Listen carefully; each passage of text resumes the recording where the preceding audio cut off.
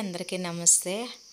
ఇవాళ నాకు గుత్తి వంకాయ కూర చేయాలనిపించిందండి. ఫ్రిడ్జ్‌లో వంకాయలు చూసి చూడండి గ్రేవీ ఎంత బాగా కుదిరిందో. కర్రీ చాలా బాగుందండి టేస్ట్ అయితే. దీనికోసం ముందుగా నేను ఉప్పు నీళ్ళల్లో వంకాయలని ఇలా 4 పక్కల కట్ చేసుకొని వేసుకోవాలండి. పక్కన పెట్టుకొని దీనికి గ్రేవీ కోసము పల్లీలు, మెంతులు, ధనియాలు, గసగసాలు, అలాగే ఎండుమిర్చి, 4 వెల్లుల్లి రెబ్బలు ఇవన్నీ కూడా డ్రైగా వేయించుకొని పక్కన పెట్టుకోవాలండి. ఇవన్నీ కూడా డ్రై రోస్ట్ చేసుకోవాలి. మీరు కావాలంటే ఎండు కొబ్బరి కూడా వేసుకోవచ్చండి. ఇవన్నీ చూడండి ఇక్కడ పట్టిన పౌడర్ ఇలా ఉంటుందండి. తర్వాత బాండీలో 4 టేబుల్ స్పూన్ల ఆయిల్ వేసుకోవాలండి. ఆయిల్ వేడయ్యేంతలోపు మనము ఈ పక్కన పెట్టుకున్న బ్రింజల్స్ని ఇలా వేయించుకోవాలి.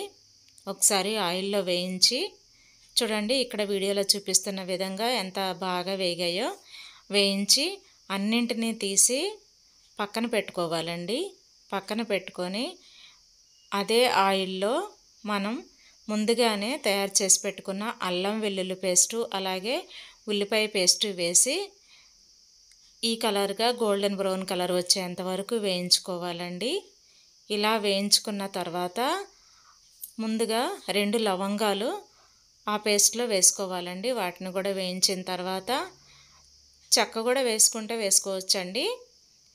అలాగే ఇక్కడ చూపిస్తున్న విధంగా కరివేపాకు, ఒక టమాటా వేసి వేయించాలండి. వేయించిన తర్వాత అందులోకి చిటికెడు పసుపు తీసుకొని మొత్తం చల్లుకొని కలియపెట్టాలండి. ఇదంతా ఈ మిశ్రమాన్ని అంతా నీట్గా కలిసేంత వరకు కలియపెట్టాలండి. మనం ఉల్లిపాయ పేస్ట్ వేసాం కాబట్టి ఉల్లిపాయలు తరిగి వేసుకునే అవసరం లేదు, తీపి వచ్చేస్తుంది.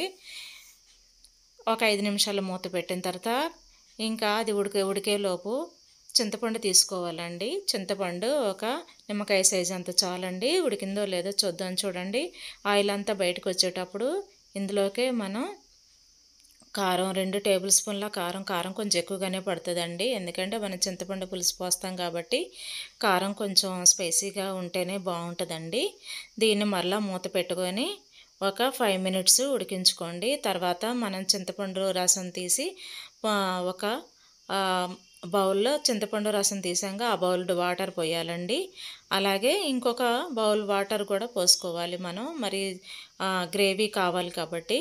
మరలా ఒక 5 మినిట్స్ మూత పెట్టి ఉడికించుకోవాలి. చూడండి ఎంత బాగా తెరులుతుందో. ఇలా తెరిలేటప్పుడు మనం మిక్సీ పట్టుకున్న పొడి మొత్తం ఉంది కదండి, ఆ పొడి అంతా వేసుకోవాలండి. వేసి మరలా ఒకసారి మిశ్రమాన్ని కలయపెట్టాలండి మొత్తాన్ని. తర్వాత ఇది బాగా ఉడికేటప్పుడు మనం ముందుగా వేయించి పక్కన పెట్టుకున్న బ్రింజాల్స్ అన్నిటినీ తీసి ఈ మిశ్రమంలో వేసి వేయించాలండి.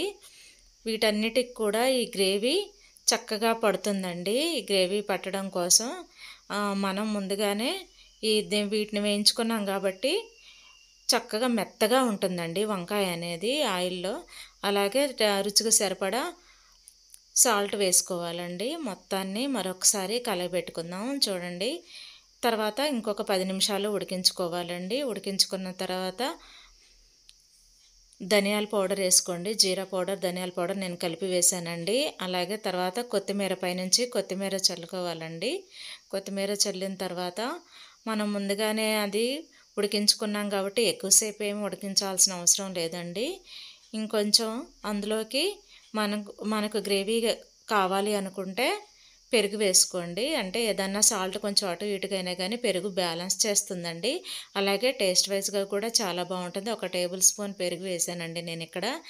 చూడండి కలరు బాగుంది. ఇప్పుడు మళ్ళీ ఒకసారి మొత్తాన్ని కలుపుకొని దీన్ని మళ్ళీ ఒక 5 మినిట్స్ ఉడికించుకోవాలండి. ఉడికించుకున్న తర్వాత ఆయిల్ అంతా బయటికి వచ్చేస్తుందండి. అలా ఆయిల్ బయటికి వచ్చేసేటప్పుడు పైనుంచి కొత్తిమీర మళ్ళీ ఒకసారి చల్లుకొని గార్నిష్ చేసుకోవాలండి.